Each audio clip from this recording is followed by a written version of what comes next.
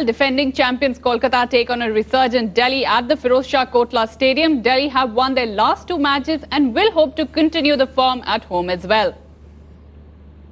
After losing the first 2 matches, Delhi came back strongly, winning the next 2 ones.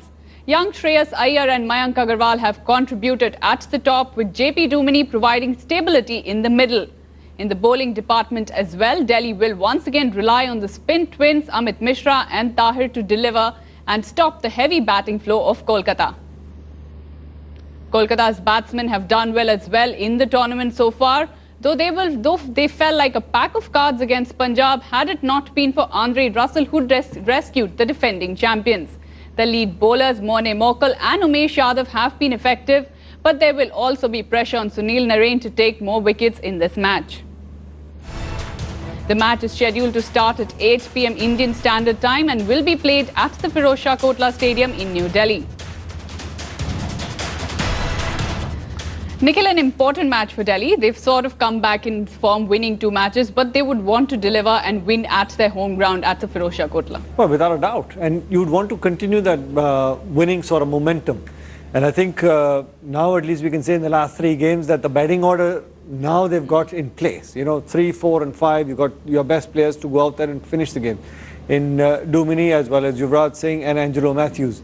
It'll be interesting to see if they try and squeeze in Albie Mokal, if he can get in a place. But you spoke about Sunil Narine. Yes. It's going to be a test for Gautam Gambhir. How well does he use those 4 overs against Delhi's top batsmen? He's got 2 left-handers, match winners in Dumini as well as Yuvraj Singh. So does he wait for them to get onto the crease and then get them on?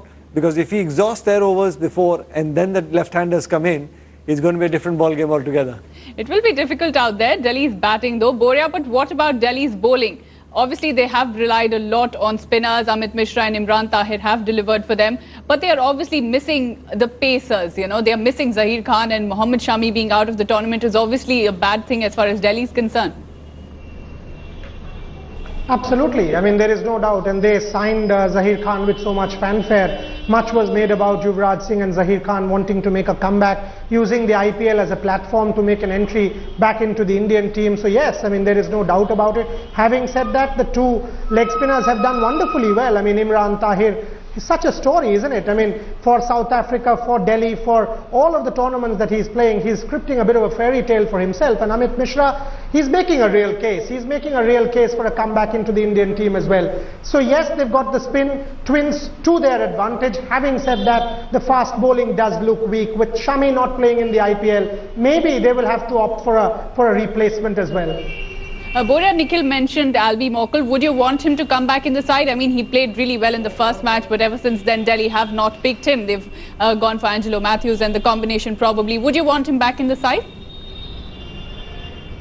You know, it's important that who are your 4 overseas players, because in an IPL that is very, very important. How do you get your combination right? If Albie Mokal comes back, in whose place is Albie Mokal coming back? That is the question that Delhi will have to answer. I mean, JP Dumini and Angelo Matthews are key, 3, 4 and 5. Imran Tahir is such an important cog in that wheel. So having said that, you know, where does Albie Mokal fit into that combination is a question that JP Dumini will have to answer. He's a quality player, but he too is past his prime. So will you choose between an Angelo Matthews and Albie Mokal? I'd definitely go for Angelo Matthews. Boria, let's go across to Dada as well, who's joining us. And Dada, you've said that IPL is a place for obviously exploring Indian talent, for giving them a space. And as far as Mayank Agarwal and Shreyas Iyer are concerned, they've done a really good job in the IPL thus far. What is your take on these 2 players? Yeah, absolutely. I think they've done well at the top of the order. JP Dumini has done well. Yuvraj Singh has done well in bits and pieces. So as I said, they've started to regroup together, and that's the reason they've had 2 wins. They need some people like KKR Yadav and Manoj Tiwari to fire as well. I think that will even make the side stronger. And Angelo Matthews, Coulter Denial, and the leg spinner in Imran Tahir. They've all stood up at different times, and I think it's time for the other Indian players, as I said, the likes of KKR Yadav and Manoj Tiwari to stand up. Dada, you've also been a fan of the West Indian players in the IPL. They've performed brilliantly and they seem to be loving the T20 format. That's what you've said. Andre Russell was the difference in the last match and he's the one who won them through. So do you think he can fire against Delhi as well? Yeah, absolutely. And it surprises me actually. The likes of Chris Gayle, Dwayne Smith and Andre Russell, they've taken the game to a different level in T20 cricket. But I think this format suits them. They are free-flowing. They don't have to worry too much. They are very strong and powerful and they can clear boundaries. So they've really done well in this IPL. Dada, what about Yuvraj Singh? He's sort of performed inconsistently in the tournament thus far, but Delhi really want him to perform if Delhi have to go far in the tournament. What is your take on Yuvraj Singh and where do you think he's probably lacking? Yeah, absolutely. Absolutely. They would be wanting Yuvraj Singh to fire. And I think Delhi in some way has to get Zahir Khan back into the game. Mohammad Shami is ruled out of the IPL with a knee injury. And I think Zahir Khan needs to get fitted in this scheme of things, in this squad, because he's an Indian seamer. I don't know how he's bowling. I've not seen him for a while. He was out for a while with injury. But if he's back to his rhythm and if he's running in, he might as well get a go and balance the team up. Nikhil, obviously Zahir Khan probably a problem for Delhi as far as they are concerned. We've got to know that Kolkata has won the toss and they are going to be bowling first. Is that a good move on the part of Kolkata? The Delhi wicket probably doesn't offer those many runs. Would they obviously want to put Delhi under pressure, restrict them and then go ahead and chase down that target? Their batting seems to be working Kolkata's. Well, true. And once you've got the target on board, that's been the new trend. Until unless you feel as a captain, after looking at the surface, that after the first innings it's going to change, or because of dew, there's something else going to happen. It might help the side batting second. But in any case, these days has been the trend. You would want to go out there and chase down targets as well. And I think with Sunil Narayan's 4 overs, you absolutely said correctly. Gautam Gambhir would want to restrict the Delhi batting, the explosive Delhi batting lineup, and then go on and see what's on the scoreboard and then look to chase. That's been Knight Riders' mantra. If you see over the trend in the last, say, 2 seasons, they want the sides to go out there, bat first, and then they go out and chase. Nikhil, obviously, Nikhil mentioned Sunil Narayan. You've also been speaking about Sunil Narayan and he's going to be really vital out there today. He bowled brilliantly in the last match. He picked up that wicket and was very economical. That is what Kolkata will want him to do today as well. Yeah, I think he is the most valuable player for the Kolkata Knight Riders. The first 2 games were not up to the Sunil Narayan standard, but then he was also coming back after a long time, and confidence is a big factor in any form of cricket.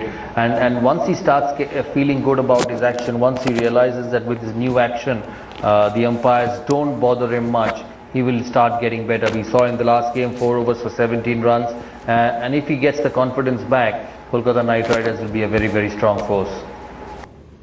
Dada, thank you so much for joining us. But there's lots more cricket action and it's not just the IPL. The first meeting of the newly formed Indian Premier League Governing Council ended in the capital earlier today. And the key decisions coming out of the meet is that former Delhi Police Commissioner Neeraj Kumar has been appointed as the advisor to BCCI's anti-corruption unit. Some other important decisions taken in the meeting were related to the venues of the IPL playoffs. The committee has decided that Pune and Mumbai will host the 2 playoffs while the final will be played in Kolkata. Meanwhile, there were reports that the BCCI might push for scrapping Champions League T20, but this topic was not discussed in the meet. Boria, of course, as far as the IPL Governing Council meet is concerned, this was the first one, the new team taking over and discussing. Champions League T20 was probably an important thing that would have been discussed. That is something that the BCCI has been thinking for long. And the appointment of Neeraj Kumar. What do you have to say about these 2 things? Neeraj Kumar coming in and probably Champions League, they may not have discussed it, but something down the line, probably Champions League being scrapped. Neeraj Kumar's appointment is a welcome one. I mean, if you see what has happened in 2013, 2014, and also at the start of this season with that approach reported by one Rajasthan Royals player, It is important for the BCCI to tell the world that they are serious about curbing corruption. They are serious about trying to do everything possible to check corruption in cricket. And Neeraj Kumar has a proven background. He's the one who investigated the 2013 case as the Police Commissioner of Delhi, has had success in doing so. In fact, it was based on his report that the interim president Jagmohan Dalmia at that point in time suspended Raj Kundra pending inquiry. So Neeraj Kumar is no rookie to IPL corruption. Neeraj Kumar is no rookie to cricket issues. So it is an important appointment, and clearly Ravi Savani has not done the job in the past. If you see Ravi Savani's track record several times, it's the media that has blown the lid of corruption issues. The BCCI or the ACSU has not been forthcoming. So in that sense, somebody needed to be placed above Ravi Savani who could advise, consult, guide. So in that sense, it's a welcome appointment. Champions League, Radhika, it's a loss-making proposition. Everybody knows that. Viewership is not there. Players do not want to play it. It's a forced window. So sooner than later, Champions League T20 will be scrapped. From what I know, the two other stakeholders, South Africa and Australia, need to be consulted. But soon as that happens, Champions League 20 will perhaps, be the end of the road. So probably Champions League T20 coming to an end, and obviously an important addition out there as far as Neeraj Kumar is concerned. But moving on, in yet another heartbreaking pitch tragedy, a young promising cricketer from Kolkata succumbed to an injury on field. Ankit Kesri, who has captained Bengal's under-19 team, lost the battle of life after he was involved in a nasty collision while attempting a catch.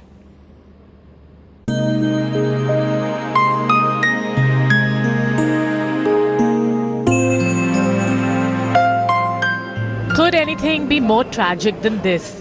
A bright, promising cricketing career ahead of him. 20-year-old Ankit Kesri is no more, dying after a freak collision with another player during a club match in Kolkata. 4 months after the on-field tragedy that claimed the life of young Australian cricketer Phil Hughes, Ankit Kesri's death comes as another heartbreaking jolt from the pitch. A right-handed batsman and leg spinner, Kesri had come out as a substitute at a club match on Friday. Going for a high catch, he collided with a teammate. Instantly knocked out, he was briefly revived and was stable, but died early Monday after a massive heart attack. His unconsolable friends and relatives mourn the loss of the rising star. Recovery हो रहा था उसका अच्छा ही, लेकिन suddenly आज सुबह सुनने में आया ये ऐसा हो गया. West Bengal's Chief Minister Mamata Banerjee and Bollywood actor Shah Rukh Khan offered their condolences on the untimely demise of Ankit. There's no explaining the tragedy or what young Ankit Kesri might have gone on to achieve on and off the pitch. Bureau Report, Headlines Today.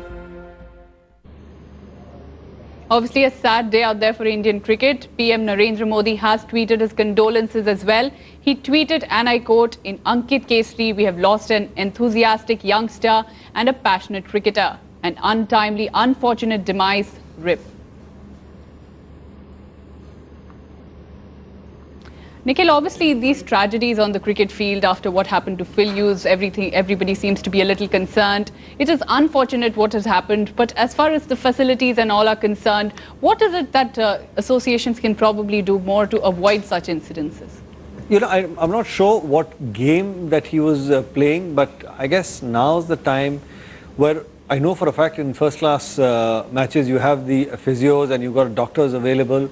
But I guess, even a league game or any game, I guess the board, would come out with a resolution or a mandate saying that any game that you're playing, a league game that gets affiliated or gets the affiliation of the BCCI, doctors on the ground have got to be mandatory. You don't want tragedies like this to happen. It is so very unfortunate. Promising career, Bengal under-19 captain, probably had the world right in front of him. But it's so very unfortunate that he went, collided. I don't know the nature of the injury. But at that moment in time, if there was a doctor available, who knows that life could have been saved. And we promised you that we will get you the first picture of Indian skipper Mahendra Singh Dhoni's daughter Zeba, and we will keep our promise. Sakshi Dhoni tweeted the first pictures of the little one on Twitter earlier in the day. Take a look at those pictures, and that is all that we have in this bulletin. Thanks for watching.